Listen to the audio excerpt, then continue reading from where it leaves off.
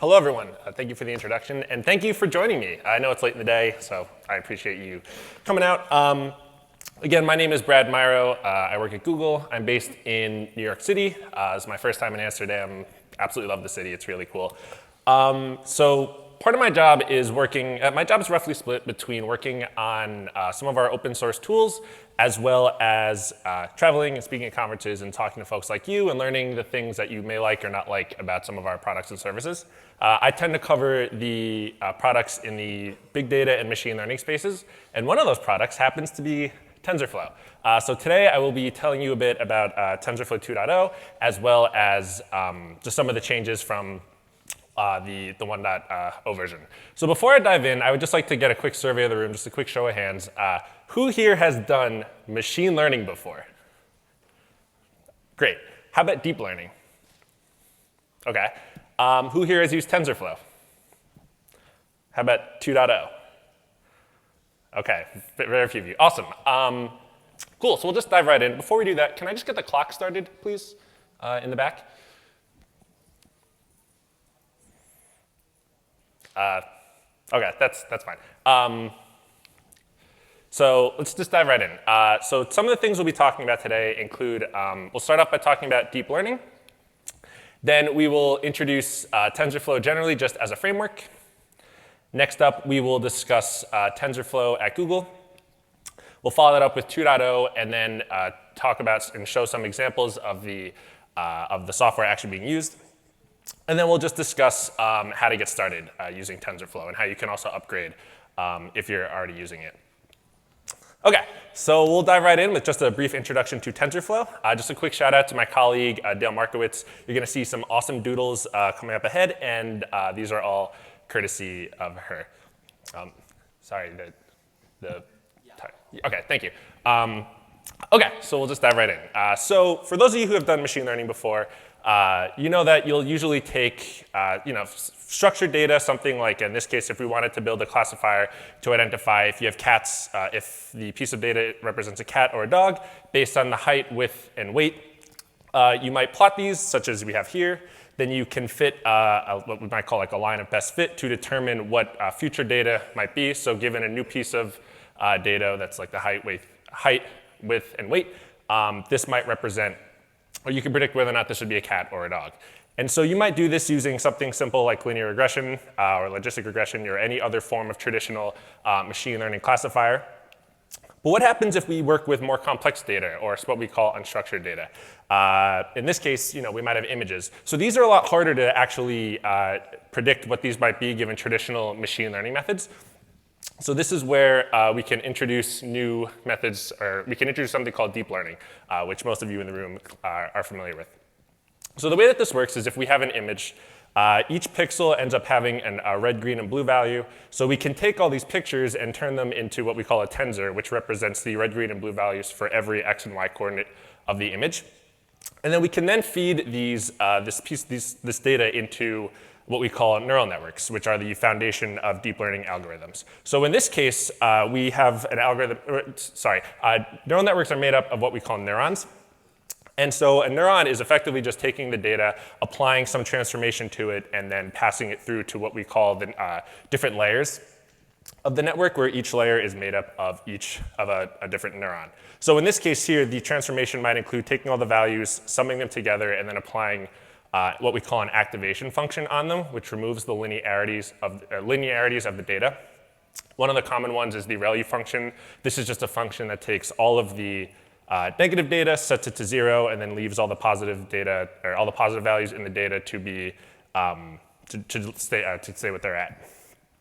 So I mentioned earlier that this consists of multiple layers of neurons. So when we feed data in it, it will actually have some transformation happen at each of the layers, and you can add bigger layers or multiple layers to get more concise models. And the idea is at the end, you will get an output that will generally consist of some prediction for what we are expecting this new piece of data to be. So in this case, we might have an image of, well, actually, but just by looking at this image, it might be a little hard to tell what it is. So in this case, we would feed this image through.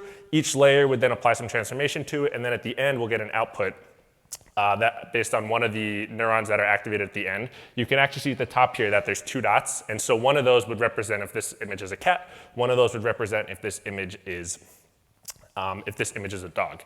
And fundamentally, the reason that these things are called deep neural networks is because they contain what we call hidden layers. So every neural network needs to have an input layer, at least one hidden layer, and an output layer. But the deep meaning comes from the fact that you can add multiple of these hidden layers to it. And there's all sorts of different types of neural network architectures. I'm sure you've seen several throughout the course of the day in the various talks that you may have attended before this one. But that's conceptually why these things are called what they are. So what the different layers are actually doing in the case of images is that they're looking for different pieces they're looking for different features in the data itself. So here we have an example of what has 3 hidden layers. So the first layer here, all the way on the left, is actually going to be looking for just basic shapes in the images. So this could be straight lines, curved lines, just very, very fundamental shapes. The next layer might look for more complex shapes. So here you might start to see circles, squares, maybe something that looks a little bit like something in the image, like maybe in the case of dogs and cats, you might start to see a paw or an ear. And then in the very last layer, you're going to start to see rough images of pieces of the data. So this is where you might start to see the face of a cat, the face of a dog. So the idea behind deep learning and when you should want to use it is when you have, one of the things I like to suggest is that these really work well when you have lots of data. There's a big asterisk on this, and we'll talk about it later, but loosely speaking, you really want to use these when you have lots of data. I say 10,000 as a rough example, but this is completely situational. Typically, you want to use deep learning on problems that are complex. Some of the common ones consist of speech, vision, and natural language. And when I say complex, I refer to data that isn't necessarily as obvious what it is by directly looking at it. So one example of this might be something that is data that isn't complex is the earlier example with the cats and the dogs, where we could see that the numerical data was the height, width, and weight. But for the more complex examples, if you were to look at the actual numerical values of, let's say, a piece of audio, it makes no sense to you or I. It might to a computer, but not to you or I. And so this is also what we call unstructured data. So deep learning is really great at building models based off of unstructured data. So those are generally good use cases of when you might want to use these algorithms. And then another thing is if you need the absolute best model. So in a lot of cases, traditional machine learning methods actually will end up building pretty reasonable models for you, but in some cases, deep learning can actually get that little bit of extra precision or accuracy or whatever it is that you're optimizing for. And that completely depends on your situation. That being said, don't use deep learning when you don't have a large data set. Again, there is an asterisk here, but generally speaking, if you're building a model from scratch and you don't have a lot of data, deep learning models and neural networks tend to be very data hungry. If you're performing sufficiently well, as I mentioned earlier with traditional machine learning methods, linear regression, logistic regression, random forest, these all work great and in a lot of use cases will be more than good enough for what it is that you're trying to do. So I would definitely recommend starting out with those, unless you know from the get-go that the use case that you have requires using deep learning. And if your data is structured and you possess the proper domain knowledge, so one thing that deep learning allows you to more or less skip is the process of what we call feature engineering, which is actually taking the data that you have and fine-tuning it and making it more usable within your models. Deep learning, we tend to not have to do this. So in the event that you don't have a domain expert or someone who can do that feature engineering, deep learning in a lot of cases can let you bypass that. And also, if your model needs to be explainable. So we're in 2019, we have a lot of machine learning out there, and there's a lot of talk about models being explainable, and that means how and why they actually came to the predictions that they did. Deep learning tends to not be very good at that because underneath the hood, it's just a lot of numbers that don't necessarily make a whole lot of sense. This is a very active, ongoing field of research, but if you are looking for a model that needs to be explainable, you might be better off using something such as a random forest or something where you can more accurately figure out why a prediction was made. Great, so that's deep learning in a nutshell, and now we're going to dive into TensorFlow. So TensorFlow is an open source deep learning library that contains utilities for writing neural networks. So neural networks underneath the hood require a lot of advanced statistics, linear algebra, calculus, and also a lot of computer or computational optimizations underneath the hood, and a lot of things that are just a pain in the butt to code for yourself or from scratch. So TensorFlow actually has a lot of these for you, so you can just use the framework as it is and bypass a lot of those steps. TensorFlow contains support for GPUs and TPUs, which are pieces of hardware that allow you to accelerate or allow you to do faster computations on the mathematical portions of the deep learning models. And then TensorFlow also was, it's created by Google, that's why I'm here. We released it in 2015, but we've actually been using it internally for a long time before that. But in 2015, we decided to open source it. To date, we have over 2,200 contributors on the GitHub, and the 2.0 was fully released in September of 2019. We announced and released the alpha last March, and since then we have brought it to GA, so definitely give it a shot. And we'll talk about how to get started later, of course. So as I mentioned, we released it in 2015, and since then we've seen a lot of growth in the project. We've added things such as TensorBoard, which is a web interface for actually being able to watch the model being trained. We've added integrations with Keras. We've added integrations and other forms of TensorFlow runtimes, such as TensorFlow Lite, TensorFlow.js, and other things that we're going to talk about later. TensorFlow is being used all over the world. I love looking at the slide because it's so cool to see the impact that we're having and that researchers and production practitioners, are using this all over the world. You can even see here in Europe that's one of the more dense areas of the map. And then we of course have a lot of activity on our GitHub as evidenced here. So I mentioned that Google created TensorFlow, and so we actually use TensorFlow to power all of the machine learning and artificial intelligence that we have going on in-house. So I just want to go over some examples of how we're actually using this. The first one is that we're using TensorFlow to power some of our data centers. And by that I mean we have, we are Google, we operate at a very large scale, so we have a lot of data I/O, we have a lot of energy usage, and so we're using AI and TensorFlow to actually help us optimize this so that we can be just more efficient and use less power and just have a greater impact, or less of an impact, on the environment. We're also using this in Google Maps for global localization. So this GIF keeps going back and forth here, but you can see that you can use Google Maps to actually help you get around by overlaying the directions on your phone using augmented reality. You can see that here. And then in this last example, we use AI in the Google Pixel. Shout out, we just announced the Pixel 4, for if you haven't heard. But we use it in portrait mode in the camera to help you blur out the background if you're looking to take a picture in portrait mode. And so then on the more research side, we have an example here of using TensorFlow to generate music. So this is effectively a synthesizer. You can drag the dot around and it'll create new sounds that you can play around with. This, I believe, is using something we call Project Magenta, which is an art and music library built on top of TensorFlow. We're also using it for medical research. So this is a case of using TensorFlow to help diagnose diabetic retinopathy. So what we've done is the researchers have created a model and trained it on pictures of healthy eyes and unhealthy eyes as evidenced left and right, respectively. And so what we can do is, given these images, we can then pass it through the model and have the model predict whether or not a patient has this disease. And then last but not least, this is personally one of my favorite examples since I really like astronomy. We're using TensorFlow to actually predict whether or not distant objects are new planets. So just a bit of a brief astronomy lesson. If you imagine if you have a very different star, or distant star, you have objects rotating around it, or revolving around it. As an object gets in front of the star, the brightness of the star will decrease very slightly. And so we can actually track this and then predict whether or not new objects revolving around the star could potentially be a new planet. So those are some examples, and now we will talk about just 2.0 and talk about some of the new features. So for those of you who have used 1.0 before, I will be the first to admit that it can sometimes be very frustrating. The code can be very verbose. You have to compile the code with session.run, and it can just sometimes be a pain in the butt to use. So one of the big features and one of the big motivations for wanting to build 2.0 was to make the API much simpler to use. So we've simplified a lot of the APIs. We've removed a lot of the duplications for some of the features. We now focus on Keras as our high-level API and also eager execution for making the code execution more Pythonic. We also still want TensorFlow to be powerful and flexible.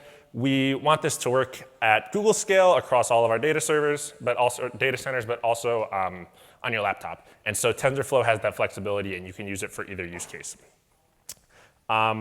And also, we wanted you to be able to deploy it everywhere. And so with that, we have a couple different runtimes for how you, or several different runtimes for how you can actually run your models. So the first way is using TensorFlow extended on your servers. Another way is on your edge devices, you can use TensorFlow Lite. We actually just released a course on Udacity for getting started on this, so definitely go and check that for TensorFlow Lite if that's something you're interested in. And then we also have the ability to run your models in the browser using TensorFlow.js. And so how does this work? If you imagine for your typical, whenever you're training a machine learning model, you go through more or less the same process of reading the data into memory, training your model. If we're using TensorFlow, you might use something like tf.keras or the pre-made estimators. And then you might use something that we call a distribution strategy, which we'll talk about later, which will help you distribute your code across your hardware. But what you can do is once you train a model, you can actually export this into what we call the saved model format. And then that can then be loaded into any one of our runtimes. So again, that could be TensorFlow Serving, TensorFlow Lite, TensorFlow.js, or any of the other language bindings that we provide. So we have them in C, Java, Go, C#, Rust, R, just from reading off the slide, but there's also several others. If there's a language that you're interested in, there might be what we call a special interest group that already exists for it. Definitely go and check those out if there's a language that you're interested in. TensorFlow also has a wide ecosystem of tools that you can use for very specific use cases. So for instance, TensorFlow Probability has a lot of built-in tools for doing more advanced statistics. TF Agents has tools for doing reinforcement learning. TF Text has tools for natural language processing, and there's a whole lot more. So one of the nice features about TensorFlow 2.0 is that you can use it like NumPy. So we now use something called eager execution as the main runtime for TensorFlow. And the way that this works is that this code will run, where in the past you may have had to use session.run and a lot of other boilerplate code. This is just a few lines of code that will execute sequentially as you run them on your computer. And so to get into some of the specifics of what's gone and then what's new, so as I keep mentioning this, but session.run is gone, so your code will just work as soon as you type it in. TF control dependencies, TF conditional, and TF while loop are all gone. So previously, to actually use conditionals within your code, you had to use the TensorFlow versions of them. You no longer have to do that. You no longer have to use TF.global variables initializer. And TF.contrib is also not a part of core TensorFlow anymore. It got too large, so we ended up actually moving it into a separate repository. So this doesn't come with every installation of TensorFlow, but it still exists. And then what's new, I mentioned this earlier, but eager execution is enabled by default, which means we, again, don't have to use session.run. And then we've also introduced this new Python decorator called tf.function. And this allows you to turn any regular Python code into TensorFlow executable code, which is why you no longer have to use tf.conditional, tf.whileloop, and any of those. And then also, we have introduced Keras as the main high-level API for running TensorFlow code. And so let's see what that actually looks like. So TensorFlow and Keras, there is a great match here. We have included Keras as part of the TensorFlow main build. I personally love Keras. It's been my favorite library to date, so I was super excited to see this being included into TensorFlow. And so for those of you who have used Keras before, you know that it is a separate package, and these two, the two will still exist separately. So you'll have Keras and you'll have tf.keras, but the creator of Keras actually works at Google. So we work very closely with him to make sure that the two projects are very closely aligned. The thing about Keras is that it's actually not a runtime in and of itself. It's more of an API spec. So it always relied on having something in the backend to be able to run it. Two of the common ones were actually TensorFlow and Theano. You had to configure those yourself, but as part of tf.keras, you obviously don't have to do that. TensorFlow will just be configured from the get-go, and you can get started using it right away. So there's two ways that I like to talk about that you can use Keras as part of TensorFlow. One that I like to say is for beginners, which actually is my personal favorite because it's a bit easier to use, as well as the for experts method. So the nice thing about Keras is that you can effectively write each layer of the neural network as a single line of code. So here we just have a 3-layer neural network with a couple different layers. We then compile it by defining an optimizer, a loss function, and the metric that we want to optimize for. We then fit it using our training data, and then then we can evaluate it after that. And then for the experts method, we can actually add a bit more customization into the model itself by defining the layers and then defining the custom function that we want to call when we actually invoke the object. So this just gives us a little bit more fine-grained control over what it is that we're actually doing. So this might be better for more specific use cases or if you're a researcher working on new types of neural networks. But for most use cases, the beginner's method should probably get you through what it is that you need to do. I actually find myself using this class method very frequently. So what's the difference between these two? Fundamentally, so for beginner's method, which we also call the symbolic method, your model is executed as a graph of layers. Any graph you compile will run, and then TensorFlow, of course, helps you debug by catching errors at compile time when you run that model.compile function. So this can save you a large headache down the road, given that the models, of course, or the layers, of course, have to line up given the different sizes. And then for the experts method, which we also call the imperative method, your model is Python bytecode, and it gives you complete flexibility and control, as I mentioned earlier. But this could be harder to debug and harder to maintain. So there's a bit more overhead involved there. OK, so that's Keras. And next up, I want to talk about tf.function. So let's say here we have this code. This is just a trivial function that will call an LSTM cell from Keras.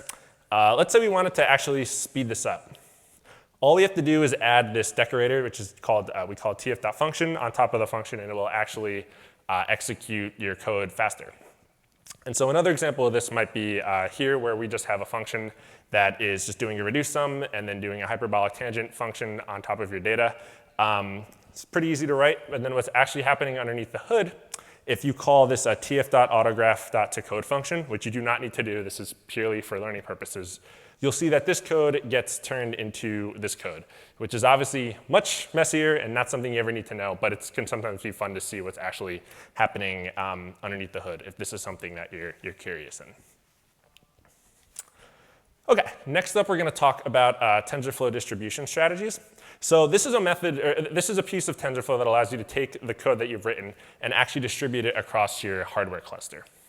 So let's say that you've written this code here, which is just another simple neural network. We have 3 dense layers here, and then we compile it. Let's say we've been working on this on our laptop on, let's say, 1,000 rows of data, and we're just trying to see if we have a good baseline model. Once we've established that we do, we then want to move this to our hardware cluster. It's actually very easy to do. All we have to do is add what we call a distribution strategy by including the code within the scope of the strategy and then assigning the specific strategy itself. In this case, we're using the mirrored strategy, which will take your model and copy it across each one of your GPUs. So this is actually a form of data parallelism. But other ones exist. There's the TPU strategy. There's the parameter server strategy. And there's a bunch of others. And this code completely remains unchanged, except for just replacing mirrored strategy with the one that you want to use. So it makes distributing your code super easy with just a couple lines of code. Another really cool library is something we call TensorFlow datasets. This is actually a bunch of publicly available data that you can incorporate into your TensorFlow code and then get started building a model with right away. In this case, we're using the cats versus dogs example. This is a set of images that contain images of cats, and you guessed it, images of dogs. And there's a whole bunch of these available. Here's some more examples, and a lot of these should probably be fairly familiar to you. We have the Titanic dataset, MNIST, ImageNet 2012, IMDb. The full list can be seen at tensorflow.org/datasets, but here's a couple examples of some of them. And so what we can do with the datasets, with the TensorFlow datasets, is that we can actually then pair this with a technique called transfer learning, which allows you to leverage pre-built models to get started building your own model. And so what do I mean by that? If we go back to this example here, this slide earlier that I showed, I was saying before how the layers towards the left will be looking for more basic shapes, such as straight lines and curved lines. As you progress through the network, the shapes we'll be looking for begin to become more complex. Well, it turns out that that very first layer, a straight line is always going to be a straight line, and a curved line is always going to be a curved line. So you can actually end up reusing some of the layers that you've trained from other models within your model. So in this case, we could take, for instance, maybe all the layers except the last one, and then reuse them for any model we like, because those fundamental shapes are always going to look the same. So in this case, we can cut off the last layer, and then train a new one to be able to identify those very high-level shapes that we might be looking for. And so TensorFlow in and of itself actually contains a couple of these models built into it. So in this case, we are using a model that was pre-built on the ImageNet dataset. We're then defining the base model to not be trainable by setting it to false.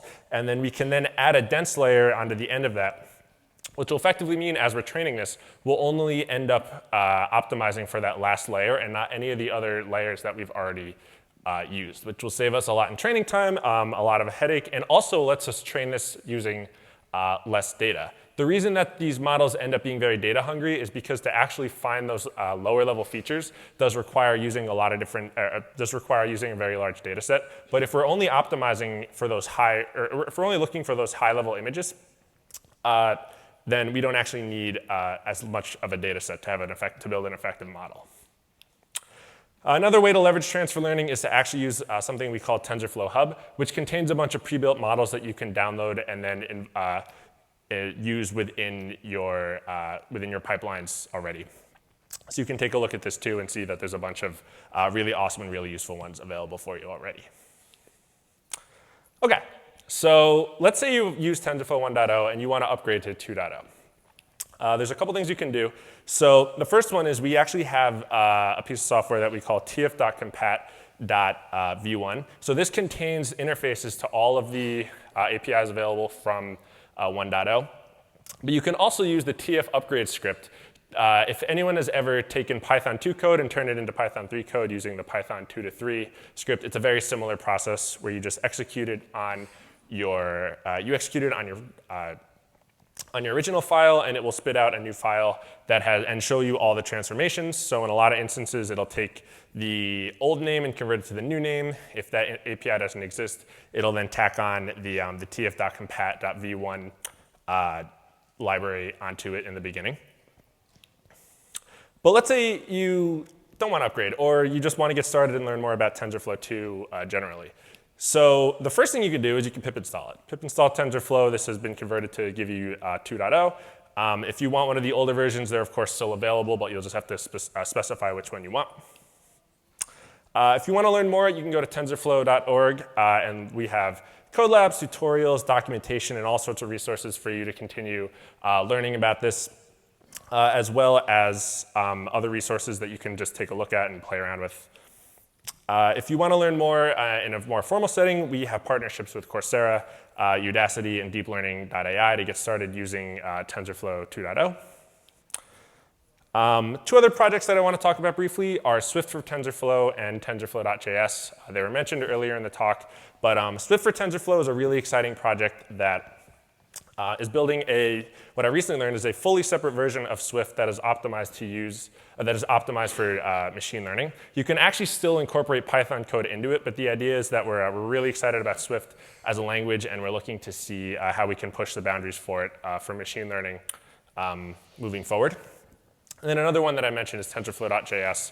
This allows you to both train and deploy models using JavaScript, both regular JavaScript as well as Node. So these are both super interesting projects that I'm really excited about.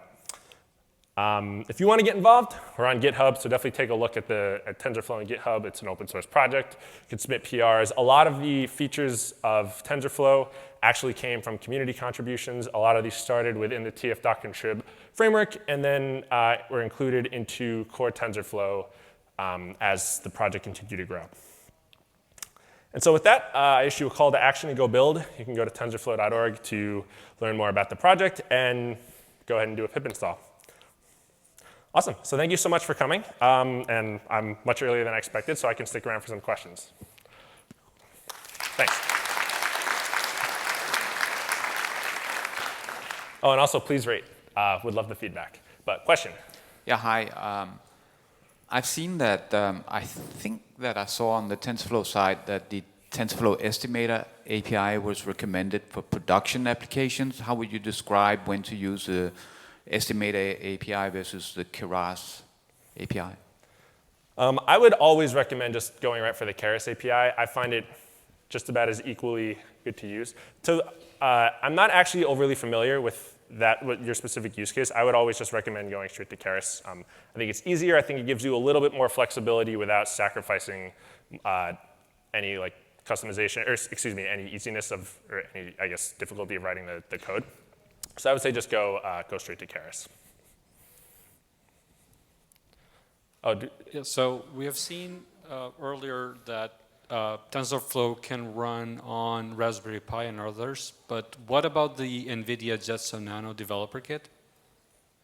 The NVIDIA what? Can you repeat that? Sorry? NVIDIA Jetson Nano developer kit? Yes. I believe TensorFlow Lite should work on that, as far as I'm aware. But I can get more information for you if you'd like and get back to you if you want to talk afterward. OK, it works. Hi, thanks for the talk. I'm here. I just wanted to ask, when do you recommend, I mean, you generally recommend Keras as a starting point, but when would you recommend using estimators instead?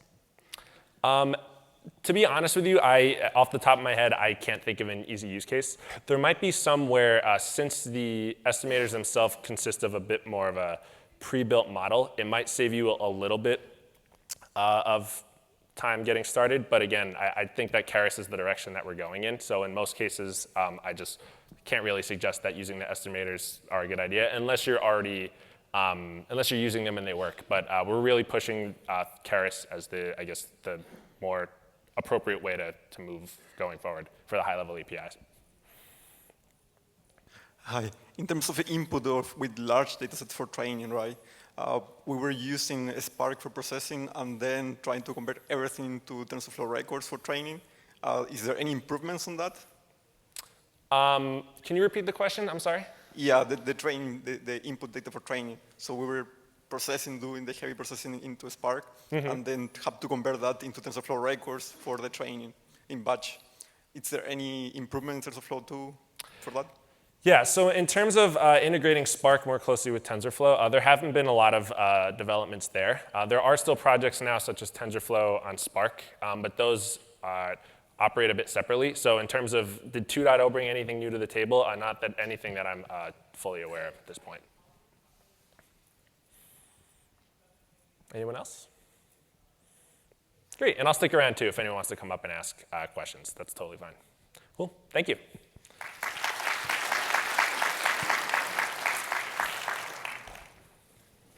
Hello, everyone. We'll have about a 15-minute break since we finished a little bit early, and then the last session of the afternoon in this room is going to be end-to-end production ML pipelines. If you're interested in that, stick around. Otherwise, check your schedules for the other rooms. Thank you.